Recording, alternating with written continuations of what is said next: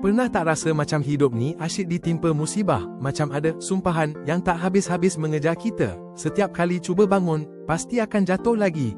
Rasa terikat, terperangkap dan tiada harapan. Adakah ini takdir kita? Adakah kita memang ditakdirkan untuk hidup begini? Tapi kawan-kawan, ada satu kebenaran yang maha penting kita perlu tahu. Firman Tuhan dalam kitab Bilangan 23:8 kata, "Bagaimana saya boleh mengutuk mereka yang Tuhan tidak kutuk?"